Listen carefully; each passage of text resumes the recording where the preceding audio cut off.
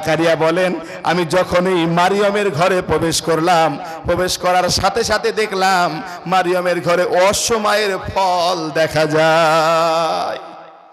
অর্থাৎ অসময়ে যেটা ফল হয় ওই ফলটা মারিয়মের ঘরে দেখা যায়। মারিয়ম আলাইহিস সালামকে ডাক দিয়ে বলল, মারিয়াম তুমি কি এই অসময়ের ফলগুলা কোথায় পেলে, কে তোমাকে দিল? মারিয়ম এক কথাই বলেছিলেন, যে রব আমাকে সন্তান দিয়েছে ওই রব আমাকে জান্নাতে খাবার দিয়েছে। জোরে বলুন সুবহানাল্লাহ। মারিয়াম আলাইহিস সালামকে আল্লাহ পাক জান্নাত থেকে খাবার খাইয়েছে। বলেন রিজিকের মালিক কে? রিজিকের মালিক কে বাবা? জান্নাত থেকে দিয়েছে তো। এবারে বলেন, দুনিয়াতে জান্নাতি খাবার আছে না নাই? আছে। কি আছে বলেন তো? দুনিয়াতে আমি একটা জান্নাতি খাবারের নাম বলবো, এখনো দুনিয়াতে বিদ্যমান আছে। শুনবেন? হ্যাঁ, এখনো আছে। ওটা জান্নাতি খাবার। বলবো? এটা আলোচনার শেষে বলবো, যদি মনে থাকে তারপরে। জান্নাতি খাবার দুনিয়াতে এখনো আছে, বাস্তব। বলার উদ্দেশ্য হলো, বলেন রিজিকের মালিক কে? আমি দুটো ঘটনা দিয়ে আপনাকে শিক্ষা দিলাম যে রিজিক দেনেওয়ালা তিনি হচ্ছেন আল্লাহ।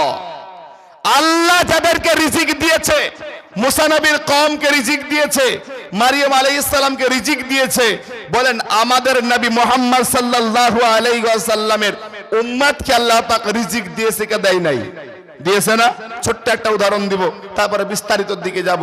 পৃথিবীতে একজন সাহাবা ছিলেন, নাম হলো হযরত খুবাইব রাদিয়াল্লাহু তাআলা আনহু। কি নাম বলেন তো জি? খুবাইব। বলেন আমরা ইসলামের জন্য কষ্ট করেছি কি? বলেন দেখিনি। আমরা ইসলামের জন্য কিছুই কষ্ট করিনি।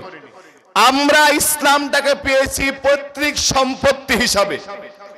ইসলামটাকে পেয়েছি আমরা বাপ পৈতৃক হিসাবে। সেই ক্ষেত্রে ইসলামে কোনো কদর নাই আমাদের।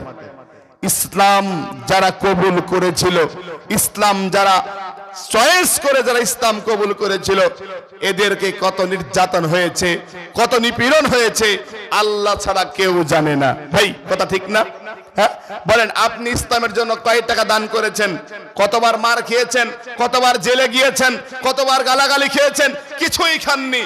তবে ইসলামে আমরা দাবি করছি যে আমরা ইমানদার। ভাই শুনেন, পরীক্ষা লাগবে। আল্লাহ বলছেন আমিনু কামা আমানান নাস, ঈমান আনো ওই রকম যে ঈমান সাহাবারা এনেছিল, যে ঈমানের কারণে ঘর ছাড়তে হয়েছে, যে ঈমানের কারণে ছেলেদেরকে এতিম বানাতে হয়েছে, ঈমানের কারণে স্ত্রীকে বিধবা করতে হয়েছে, ঈমানের কারণে মা বাপের চিরকাল বুক খালি করে সন্তান